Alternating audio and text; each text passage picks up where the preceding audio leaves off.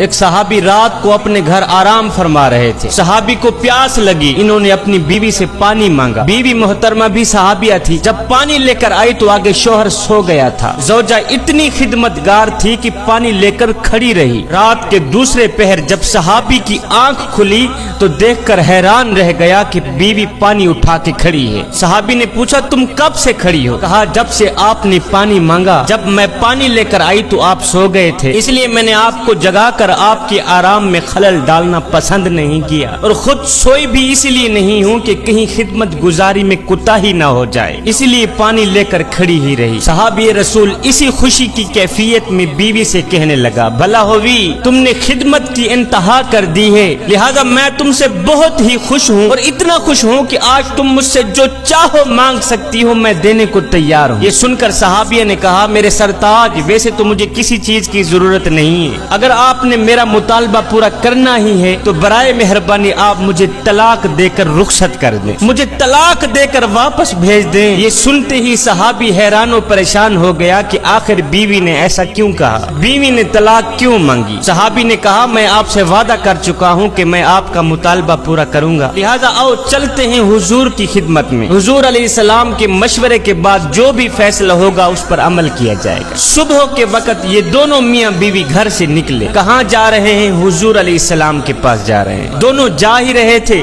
راستے میں صحابی کا پاؤں پھسلا، وہ منہ کے بل زمین پہ گر گئے، بیوی نے فوراً ہی صحابی کو اٹھایا، اٹھاتے ہی کہا او میرے سرتاج تجھے چوٹ تو نہیں لگی، اور تجھے چوٹ تو نہیں لگی؟ صحابی نے کہا بھلا ہووی باقی تو سب ٹھیک ہے لیکن پاؤں میں شدید درد ہو رہی، شدید تکلیف ہو رہی۔ یہ سنتے ہی صحابیہ بیوی نے کہا او واپس گھر چلتے ہیں، اب مجھے طلاق کی کوئی ضرورت نہیں، اب مجھے طلاق کی کوئی ضرورت نہیں ہے۔ کہا وہ کیسے، یہ ماجرا کیا ہے؟ صحابیہ نے کہا مسئلہ یہ ہے کہ میں نے سنا ہے کہ جسے ساری زندگی میں کوئی تکلیف نہ ہو اس کے ایمان میں شک ہوتا ہے، اور جو بھی ایماندار ہوتا ہے وہ تکلیفوں میں ضرور آزمایا جاتا ہے، مجھے آپ کے ساتھ رہتے ہوئے اتنا عرصہ گزر چکا ہے، اتنا عرصہ بیت چکا ہے کہ آپ کو کبھی بھی کوئی تکلیف نہیں پہنچی، اس لیے میں نے سوچا کہ ایسے آدمی کے نکاح میں رہنے کا فائدہ ہی کیا ہے جس کا ایمان بھی مشکوک ہو، لیکن جب راستے میں آپ کے پاؤں کو چوٹ لگی تو میرا شک دور ہو گیا کہ الحمدللہ